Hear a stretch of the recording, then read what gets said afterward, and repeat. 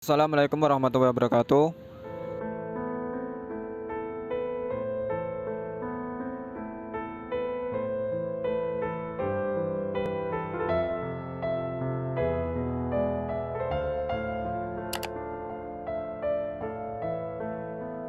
Pada pertemuan kali ini kita akan membahas tentang artificial intelligence atau AI.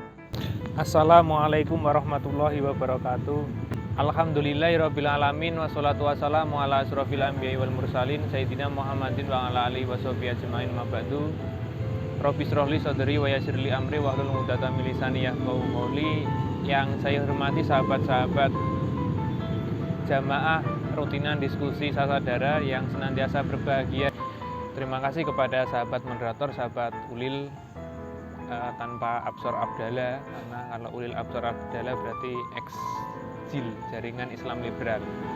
Barangkali mungkin kita juga perlu ya meniru bagaimana masa-masa mudanya Gus Ulil ya, pemikirannya yang sangat begitu bebas ya, menggunakan terminologi Islam liberal.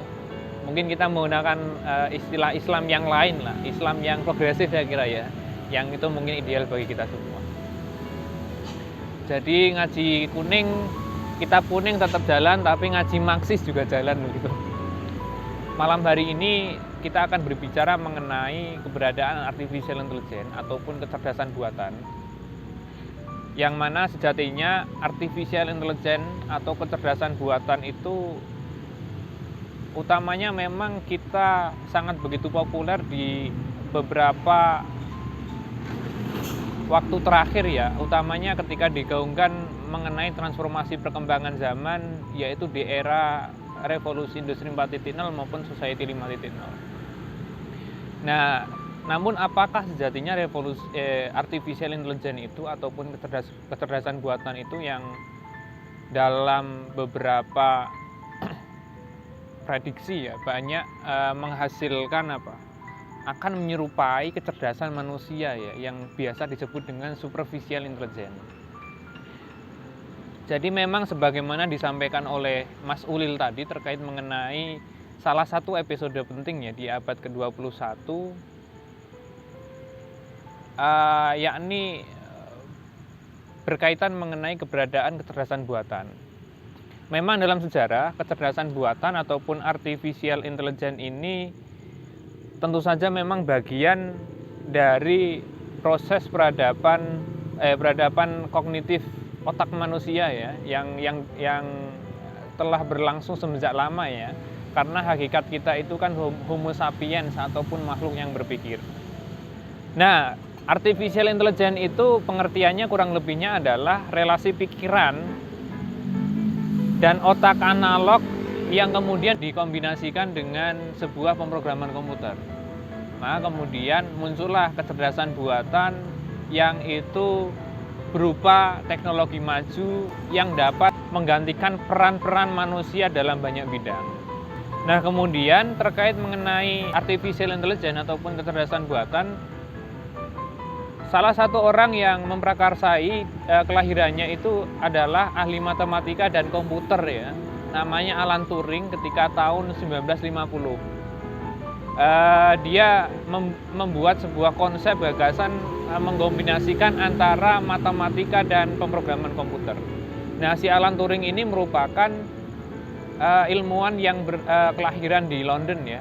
Tanggal lahirnya 23 Juni tahun 1912. Nah, kemudian dalam perkembangannya dia karena yang meletakkan fondasi awal ya terkait mengenai wacana artificial intelligence, ia kemudian disebut dengan sebagai Bapak Artificial Intelligence.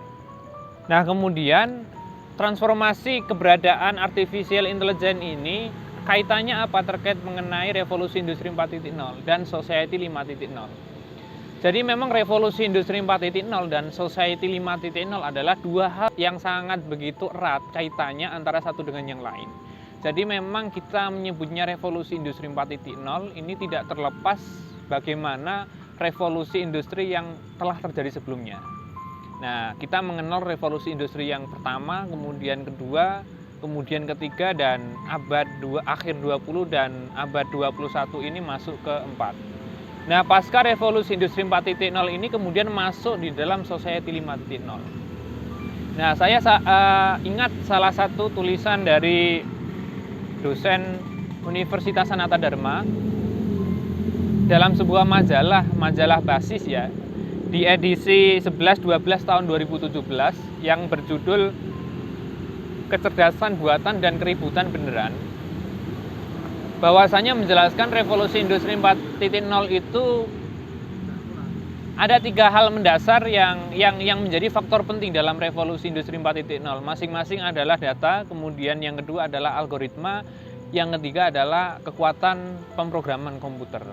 Nah, dari kombinasi 3 faktor penting di dalam revolusi industri 4.0 itu kemudian lahirlah sebuah terobosan ya, berupa kecerdasan buatan ataupun artificial intelligence. Nah, artificial intelligence ini banyak sekali ya, misalkan kita akrab ya sehari-hari ya, misalkan dengan gawai ataupun gadget ya, smartphone dan lain sebagainya, yang itu bagian salah satu wujud kecil dari keberadaan kecerdasan buatan. Misalnya dulu kita perlu bagaimana untuk menjelajah daerah satu dengan daerah yang lain, membutuhkan misalkan keberadaan peta begitu ya, peta yang berbentuk kertas yang ada lokasi ataupun gambarnya, kemudian perlu juga butuh kompas begitu ya. Hari ini dengan model gawai ya, kita tinggal masuk input alamat yang kita tuju, kemudian secara otomatis si mesin yang berada di sebuah program itu akan menunjukkan secara otomatis bagaimana arahnya, jaraknya berapa kilometer dan lain sebagainya. Nah, itu adalah salah satu contoh kecil ya terkait mengenai artificial intelligence. Nah, kemudian dalam revolusi industri 4.0 ke society 5.0, jadi memang di dalam revolusi industri 4.0 ini pengertiannya secara mendasar adalah keberadaan inovasi alat ataupun teknologi yang canggih dan berkemajuan yang nantinya akan diterapkan di dalam sistem kehidupan sosial, maka kemudian disebutlah society 5.0. Nah, society 5.0 ini adalah fase ataupun transformasi perubahan zaman pasca revolusi industri 4.0. Nah, sejatinya memang antara revolusi yang satu dengan yang lain itu saling terikat begitu ya. Ini memang tidak terlepas bagaimana mereka semua adalah anak kandung dari revolusi ilmiah ya. Revolusi ilmiah yang lahir pada abad 16. Yang mana revolusi ilmiah itu kemudian menghilami lahirnya revolusi industri yang pertama, kemudian dilanjutkan revolusi industri kedua, kemudian sampailah hari ini misalkan revolusi industri yang keempat begitu ya. Nah, memang banyak kajian di beberapa buku sains populer ya, yang mungkin banyak beredar di pasaran buku terkait mengenai diskursus ataupun perkembangan revolusi industri 4.0 maupun keberadaan artificial intelligence begitu. Salah satunya adalah ahli ekonomi dari Jerman, Klaus Schwab, yang menuliskan buku berjudul Revolusi Industri Keempat, diterjemahkan oleh Gramedia pada tahun 2019. Tapi sejatinya memang sudah ditulis di tahun 2016 kalau tidak salah. Schwab bukan Schwab COVID ya. Ini Klaus Schwab, nama seorang intelektual berasal dari Jerman begitu. Nah, dia sangat begitu memaparkan bagaimana peta perubahan baik itu tantangan maupun harapan yang ada di revolusi industri 4.0 itu. Karena memang setiap kemajuan kita perlu menyadari bahwasanya selain melahirkan optimisme, pasti lahir namanya pesimisme. Dalam hal ini adalah kecemasan, kekhawatiran dan lain sebagainya. Apalagi ini kita berbicara mengenai wujud bagaimana wujud revolusioner dari sains maupun teknologi itu sendiri.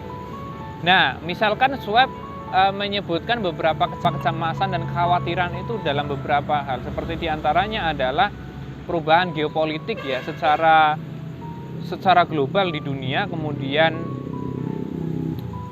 dalam hal dunia lapangan kerja, kemudian ada terkait mengenai keamanan data, dan yang terakhir mungkin ini juga penting ya, terkait mengenai kesenjangan dalam gender ya. Ya memang ini kalau kita analisis lebih mendalam, memang 4 hal itu yang juga disampaikan Schwab itu bagian dari khawatiran-khawatiran, kecemasan yang bisa saja memang dilahirkan dalam era revolusi industri 4.0 itu. Misalkan dengan kecerdasan buatan itu yang memungkinkan bagaimana beberapa profesi ataupun pekerjaan manusia itu akan digantikan oleh mesin-mesin yang cerdas.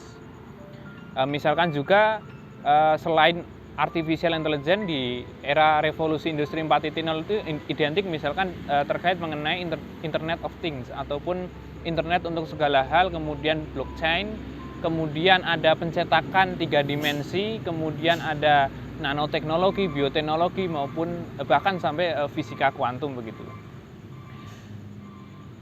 Ada misalkan kita mengenal namanya big data di era revolusi industri 4.0 yang membuka bagaimana akses data sampai data diri pribadi ya, yang itu secara rahasia ya bisa terlihat dengan kehadiran sebuah artificial intelligence ataupun kecerdasan buatan ataupun AI.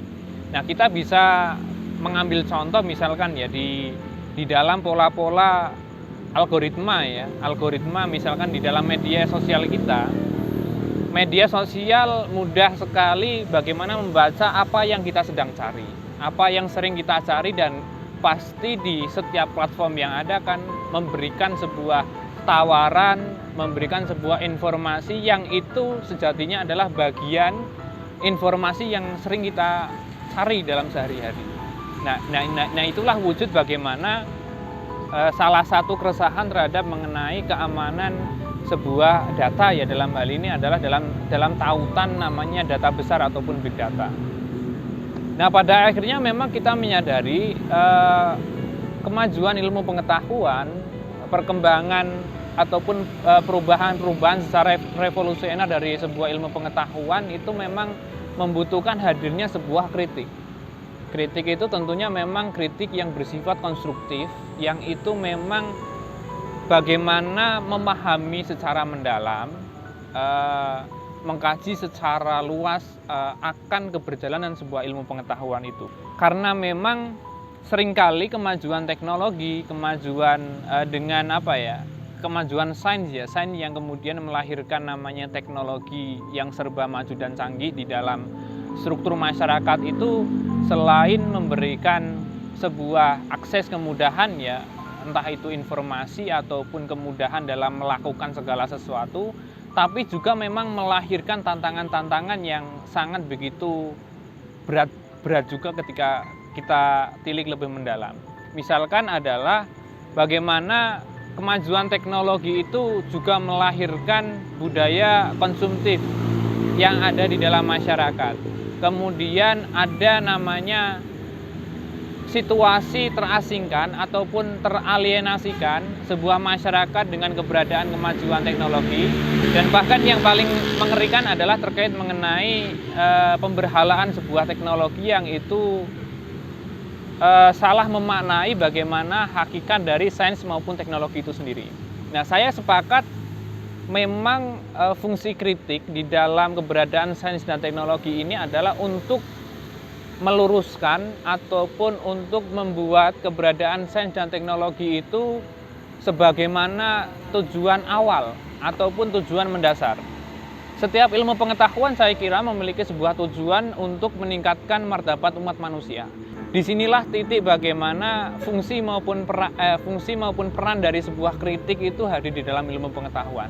Nah, dalam diskursus perkembangan artificial intelligence ataupun AI, ada sebuah kritik yang menarik yang pernah disampaikan oleh salah satu ahli filsafat di Amerika Serikat ya, profesor filsafat di Universitas California, namanya John Rogers Searle, yang pada tahun 1980 menulis sebuah jurnal ya, di dalam The Behavioral and Brain Science.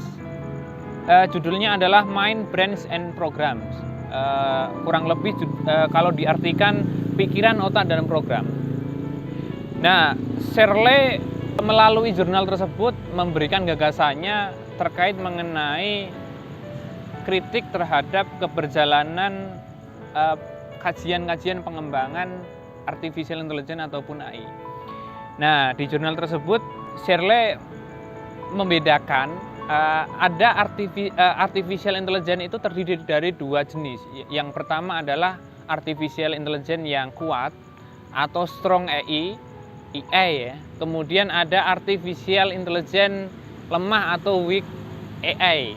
Nah, dua hal ini kemudian yang menjadi landasan awal Shirley untuk memperjelas apa maksud keberadaan dua istilah di dalam artificial intelligence itu. Nah, teori yang dikembangkan oleh Shirley dikenal dengan Chinese Room Argument. Si Shirley memiliki sebuah analogi. Jadi memang kita perlu paham ya bagaimana artificial intelligence itu keberadaannya memang ditopang dengan keberadaan pengembangan filsafat akal budi ataupun philosophy of mind. Filsafat akal budi ini ada beberapa metode ataupun pendekatan untuk melakukan dialog antara ilmu-ilmu sosial yang berkembang di sana. Nah, di tahun 60 sampai 70-an di dalam filsafat akal budi itu berkembang namanya pendekatan fungsionalisme. Nah, karena fungsionalisme ini pengembangan dari pendekatan yang sebelumnya berkembang yaitu behaviorisme. Saya kira memang terkait ini banyak ilmuwan ataupun pikiran-pikiran dari para filsuf yang perlu kita pahami ya. Tapi saya memang cukup meringkas bagaimana artificial intelligence ini tidak terlepas dengan keberadaan kajian filsafat akal budi ketika tahun 60 sampai 70 itu ada metode pengembangan yang diterapkan yaitu metode pengembangan fungsionalisme. Nah, metode pengembangan fungsionalisme ini melakukan sebuah dialog antara ilmu-ilmu pengetahuan ya. Jadi memang memetakan fungsi-fungsi apa yang ada di dalam otak manusia dan menjelaskannya secara rinci. Nah, kemudian dari sanalah lahir yang namanya terminologi artificial intelligence itu. Nah, Shirley membedakan ada dua jenis AI tadi, AI kuat dan AI lemah. Yang teorinya dikenal dengan Chinese Room Argument ya, yang mana memang dalam sebuah artificial intelligence itu dia menyaratkan adanya sebuah input yang nantinya melewati sebuah kotak hitam ataupun black box ya. Kemudian nanti akan menghasilkan sebuah output. Nah, yang menjadi kunci di dalam artificial intelligence adalah kotak hitam ataupun black box yang menjadi konsep di dalam AI itu sendiri. Nah, Shirley menjelaskan seperti ini. Misalkan ada seseorang yang tidak paham bahasa Mandarin begitu ya. Dia membawa sebuah buku petunjuk yang itu isinya bahasa Mandarin semua. Nah, si orang itu kemudian memberikan buku yang berbahasa Mandarin itu kepada si artificial intelligence. Artificial intelligence paham mengenai apa yang ada, petunjuk apa saja yang ada di dalam buku berbahasa Mandarin itu. Jadi memang di dalam outputnya nanti memang si kecerdasan buatan itu akan menerjemahkan petunjuk-petunjuk, akan memberikan hasil pembacaan dia, petunjuk-petunjuk yang ada di dalam buku tersebut. Nah, yang menariknya dari Shirley adalah bahwasanya sesungguhnya AI kuat itu adalah suatu hal keliru. Jadi bagi Shirley, AI kuat itu tidak ada. Nah, sejatinya apapun kecerdasan yang ada itu sebatas AI lemah. Nah, dalam hal ini Shirley menekankan pada fungsi keberadaan sebuah bahasa. Karena dia memberikan analogi maupun contoh di dalam kajian jurnalnya itu menggunakan sebuah bahasa. Nah, jadi memang pada akhirnya Shirley menyimpulkan seperti ini. Tahu terhadap bahasa itu belum bisa dikatakan memahami secara keseluruhan terkait mengenai makna bahasa, terkait mengenai bagaimana relasi bahasa yang hadir, atau bahkan terkait mengenai intuisi dan perasaan ketika terkait mengenai bahasa itu. Jadi memang di dalam AI itu hanya bisa mengetahui terkait mengenai petunjuk di dalam sebuah buku tadi, tapi ia tidak mungkin mengenal ataupun memahami secara mendalam apa yang ada, apa makna secara mendalam dari bahasa itu, kemudian apa fungsi dari bahasa itu, atau bahkan terkait mengenai konteks intuisi maupun perasaan dari bahasa itu.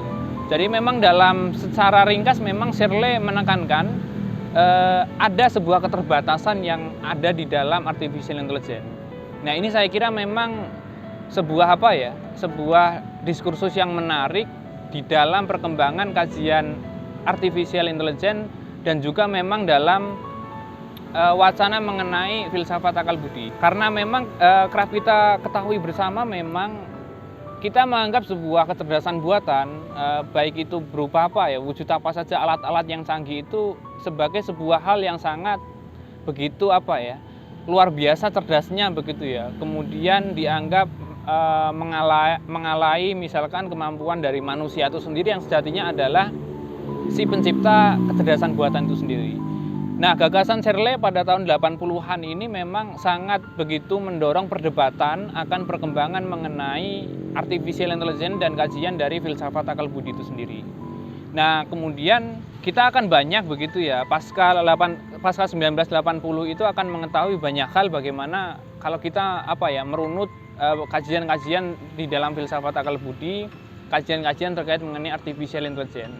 Nah, ini sangat begitu menarik kalau kita memang mungkin nanti baca jurnalnya secara lengkap begitu ya sahabat-sahabat semua, dan memahami bagaimana realitas yang sedang berkembang hari ini, bagaimana keberadaan ilmu pengetahuan yang saya kira makin hari kelompok-kelompok ilmuwan itu akan menciptakan sebuah struktur pengetahuan yang sangat begitu lengkap dan sempurna. Dan tidak menutup kemungkinan memang ada perubahan-perubahan mendasar yang berkembang di dalam kajian pengembangan dari artificial intelligence ataupun AI itu sendiri. Nah, bagaimana ketika kita relasikan dengan kondisi keberadaan sains maupun teknologi begitu ya? Karena biasanya artificial intelligence itu ya identik dengan sains dan teknologi, tapi memang tidak selalu begitu ya. Karena artificial intelligence ini bisa mencakup banyak ilmu pengetahuan yang ada dan berkembang hingga saat ini.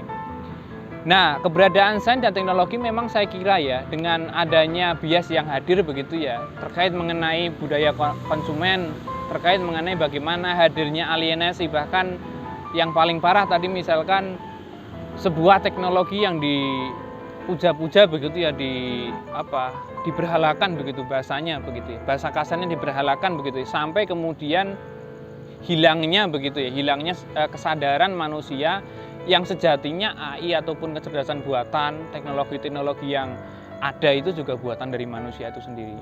Nah, inilah fungsi kritik, bagaimana meluruskan ya, fungsinya adalah bagaimana merekonstruksi akan fungsi dari ilmu pengetahuan itu sendiri. Nah, ini memang di dalam ilmu pengetahuan yang sejatinya memang cenderung positivistik ya, ataupun dengan dominasi filsafat positivisme modern kalau bisa kita lebih lengkapkan ya, karena memang positivisme itu ada dua hal begitu ya. Kalau kita menyebut positivisme, kita nanti dibantah anak filsafat begitu. Nah, yang cenderung memang bagaimana membuat superior keberadaan sains dan teknologi itu. Kadang memang ya menolak keberadaan filsafat itu sendiri. Saya termasuk orang yang orang yang meyakini bahwasannya dan mempercayai keberadaan filsafat itu memberikan cara pandang lain di dalam perkembangan sains maupun teknologi itu sendiri. Dan saya kira memang kalau kita petakan kembali dalam realitas yang sedang berkembang misalkan di Indonesia begitu ya, terkait bagaimana apakah kajian-kajian terkait mengenai artificial intelligence, kecerdasan buatan ini sudah banyak dibahas oleh kawan-kawan intelektual di berbagai kelompok maupun di berbagai pendidikan tinggi katakanlah. Saya kira memang belum begitu ya, karena kita banyak menghadapi permasalahan-permasalahan yang sangat begitu kompleks di dalam struktur kebudayaan masyarakat, yang mana sebenarnya ada hal yang urgent tapi memang banyak misalkan ya di dalam struktur masyarakat kita itu masih senang dan bangga menggaungkan isu-isu ataupun wacana-wacana yang sejatinya memang sudah tidak relevan lagi begitu ya. Artinya mungkin bagi kita ya selaku mahasiswa begitu ya yang dijuluki sebagai agen perubahan yang memang mungkin nggak dapat langsung manfaatnya begitu ya karena kita nggak kerja begitu ya kemudian dapat uang ya. Karena ilmu pengetahuan itu kan saya kira kan nggak langsung mendapatkan hasilnya begitu ya Bung Mulil ya. Jadi memang dalam fase ini adalah bagaimana kita memperluas cakrawala pengetahuan terhadap isu-isu, terhadap diskursus maupun wacana yang barangkali hal tersebut adalah menjadi hal yang penting di dalam kehidupan kita hari-hari terakhir. Nah, saya kira mungkin itu yang bisa saya sampaikan terkait mengenai keberadaan artificial intelligence ya. Nanti selengkapnya bisa dicari ya di jurnalnya si John Roger Searle ini di internet sudah ada, tinggal masukkan judulnya saja Minds, Brains and Programs, diterbitkan pada tahun 1980. Dan mungkin untuk sebagai buku pengimbangnya dan referensi tambahan mungkin bisa membaca bukunya si Daniel Dennett itu ya, memahami akal budi. Karena si Daniel Dennett dengan si Searle ini saling menggunakan bukunya. Jadi Searle menggunakan karya Dennett untuk dalam karyanya dan sebaliknya si Dennett dalam menulis buku Ragam Akal Budi itu menggunakan referensi dari jurnal yang ditulis oleh si Searle yang kesemuanya memang dari Amerika Serikat semua. Itu mungkin yang bisa saya sampaikan.